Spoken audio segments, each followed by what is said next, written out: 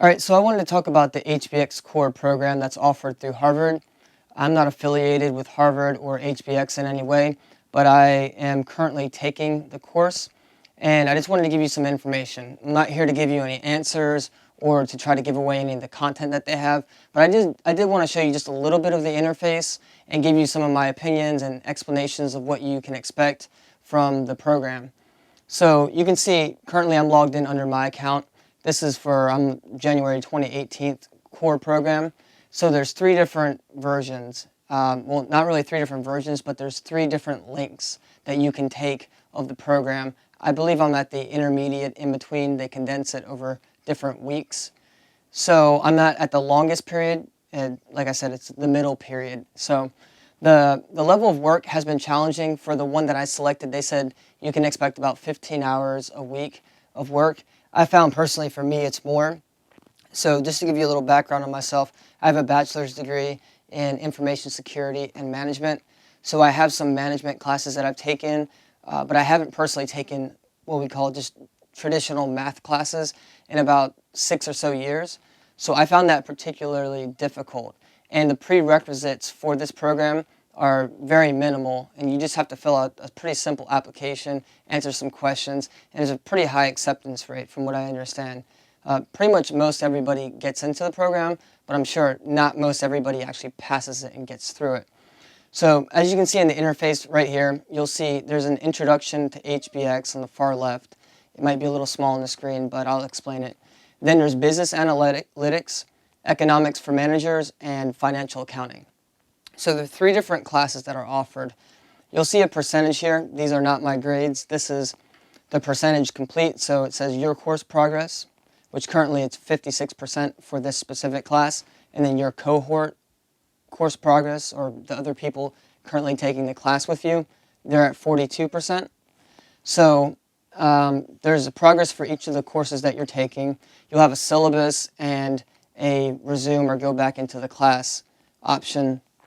So I like the interface. I think it's a web-based cloud interface, and there's something that they have customized for the HBX school, which is pretty awesome. So for the classes, the way that they work is they integrate and they weave in with one another, as opposed to traditional classes that you might take that don't necessarily work together very well. I found that I like these three classes work very well together, and they're often used as an MBA prep if you're going into Harvard's MBA, or if you're going into an MBA somewhere else of your choice, which I believe that they are a pretty good MBA prep. You can also take them for continued education. For example, if you work in a management type position, or if you just have a general interest in the courses. They do interweave between business analytics, the economics for managers, and the financial accounting. Even better than, in my experience, for some of the courses that I took that were in a specific department. So that's nice. I think they did a really good job of taking some ideas and crossing them between the classes. So let me show you a little bit of the syllabus. I'm not going to show you the content. I really don't want to show you the content, but just to give you an idea of some of the information that you'll see, you'll have like different sections that you'll go through. You'll have the topics, and then you'll have a quiz at the end. Real quick, what I do like a lot about the interactive environment is that you can open up a section, and if I can get into it properly, let me go backwards, load it up, resume your progress, and you can bring up this side menu right here, which is the syllabus of where you're at, which is awesome. So you can click on the different sections. You can go to and from by opening up each section that you want, and you can work on a section and hop around. What you'll see is also they have good interactive videos, so they went on site with some of the top companies and got actual real-life examples of the material that they're teaching, which I think is really excellent quality compared to what you might see at other courses and other universities. I was really impressed with the video content that they got. What you unfortunately don't get is you won't get any instructor interaction because it is a mass offering. It's basically static content that you can't interact with professors really in any way. There is a support email that you can email. For example, if you have an issue with the interface, it's not working properly for you, it's down, or if you have a question about one of the issues, if you don't think an answer is correct or there's something else going on with it, you can email the HBX support. So in general, I liked the course. I think it's good. Like I said, it's very challenging. It's actually a lot more time consuming than I expected. So if you're going to take these 3 as the core program and you work full-time and or you have family, it's going to be very challenging.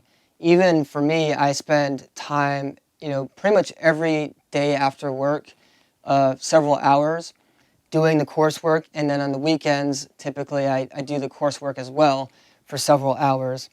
Now for me, I don't necessarily have that prolonged of focus, so I tend to work on it for like 30 minutes to an hour, and then I'll get distracted and do something else and then come back. It's really great if you can do at least an hour at a time, maybe take a short break and then come back. But I would expect you would spend at least 3 hours a night on most of the content, unless you're really familiar and you've gone straight in. For me, I've been out of my bachelor's degree for about 1.5 years, 2 years, so it's not really that long. If you've been out of the school environment for even much longer, or a curriculum type environment, I would plan yourself at least 20 to 25 hours if you're taking, I believe mine's the 10-week course, and then there's a longer version. And then, like I was saying, there's also a shorter version. So back to you'll get videos, which is great, and you cannot interact with any of the professors. But the professors you can see them right there. There's 3 different ones for each class. I think they do a good job of presenting the material. I don't think that they do a great job of like being really entertaining. It's not. I mean, that's not necessarily what they're there for. But the material can get very dry. They really do try to have a video from the instructor, and then they'll have text. The reading part to me is, of course, the most boring part.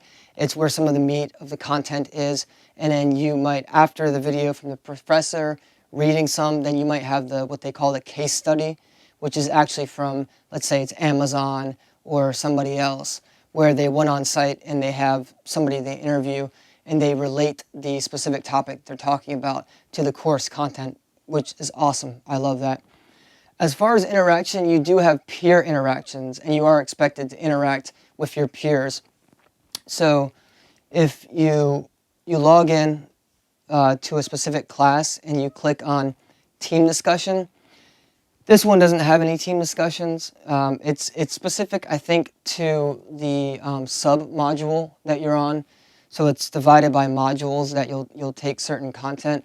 And within that sub-module, if I posted a question here or had one, I could. This is a Module 3 quiz section, so I don't think it has one.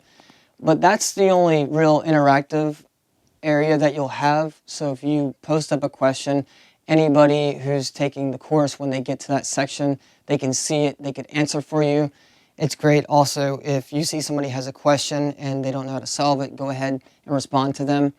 And these questions are meant to be module specific and sub-module specific. So if you don't understand certain content or you have a question about an answer that was provided, post that there. This is not the place to post information about the web page is down, the web page is formatted incorrectly. Really also, if you think that a question isn't appropriate or the answer isn't correct or is ambiguous, misleading, etc., the HBX support website is probably going to be the better site to report that type of information to. So the final exam is proctored through Pearson VUE, which has a global network.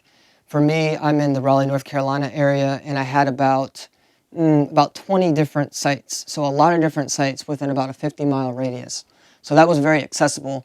Unfortunately, in my area, I did not see very high ratings for a lot of the Pearson VUE locations. In fact, I saw actually very low ratings. One of the community colleges in my area, they are a Pearson VUE testing center. I chose them over some of the other locations that are maybe like in a strip mall or something where I didn't think the quality would be as good. And actually the main campus of the community college, Wake Tech Community College in my area, they no longer offer, well, maybe they didn't offer it before, but I was expecting that the main campus would offer it. Instead, it's more of a satellite, smaller section. So hopefully that goes well. And I recommend, if you're going to do the final exam, look at the Pearson VUE ratings. Well, look at I use Google Maps and also Apple Maps, if applicable, to try to find the rating and reviews, and you might see it on Yelp also for that specific location. That'll be really important, and I'll tell you why. Because I've taken a lot of Pearson VUE and other testing facilities. If you go to for example, a library or something random, it's great to know the location or have been there maybe once before for multiple reasons. So you can get there on time, and also so that you can see, is that actually a good environment? Because they're supposed to have a standard, but what I've seen sometimes, and Pearson VUE is a little bit different, but I've taken exams for other classes where I go into a library and it's not sound isolated. There's people next to me typing or talking or doing something, and it's not a purely test environment, sound isolated environment. And for me, I can get distracted very easily with stuff going on around, and I feel like that can definitely affect my grade. So I would suggest invest some time into knowing what location you're going to. And that final exam will be all-inclusive of the 3 different classes, and you will take those well, you can choose which one you want to take. But once you start taking a class, you have to continue with that for the final exam. Then you can select and move on to the next one and go through. And I believe it's about 3 hours for that final exam. So if you do the math, it's pretty simple. That makes it up to be about 1 hour per class. So expect to have at least 3 hours, maybe it's 3.5, but about 3 hours within that realm. You're going to have to clear your time schedule. You also have a very fair exam time period. I think it's between like 2.5 weeks for us. And within the period that you can schedule that. I personally scheduled it towards the end. You do need to be careful if you have a very busy life, a family life, for example, and you think that maybe you'll miss it for some reason. One, be aware that Pearson VUE usually has a pretty high cancellation fee. Also, 2, the Pearson VUE fee is bundled in, so you don't have to pay for it. You're probably just paying through the tuition or the fee for when you signed up for HBS CORe. And then also 3, if you miss your date and you're right at the end of the cutoff, you're probably not going to have an opportunity to make that up. You could try to email HBS support, but I'm pretty sure it's a hard cutoff. So if you're uncertain about your ability to get to that exam, schedule it earlier than later. And I'd be interested to see what happens if it's a facility or an exam location problem or issue. I would hope that there would then be consideration, because I have to schedule it towards the end of the testing period because I'm doing some travel for business. And if there were any facility type problems, I wouldn't want to be held accountable for that because I'm getting there and arriving on time. But we'll see how that is when it happens. So in summary, I rate the HBS CORe program highly. It is a lot more work than I expected. It's a lot more challenging, and there's a lot more math involved than I had expected. They do give you a foundation of which to work on, but I had to really dive deep back into my memory from classes that I took 6 years ago and longer for some of the fundamentals. I feel like that wasn't quite explained, and the prerequisites are very minimal, and sometimes that could really set up people to not have success in this program, especially if you don't have a college background. I don't know what their criteria. You do enter this information when you sign up for the program, but from what I hear, the criteria to enter is pretty minimal. So you will. I don't want to discourage anybody. And if you're an advanced learner and you're a quick learner, you can pick up, then you'll be able to figure this out. But it will definitely be challenging. And what I've seen is that myself and others are not getting top scores. Unless you're exceptional, I would not expect that you're going to get hundreds or near hundreds on a lot of these module exams.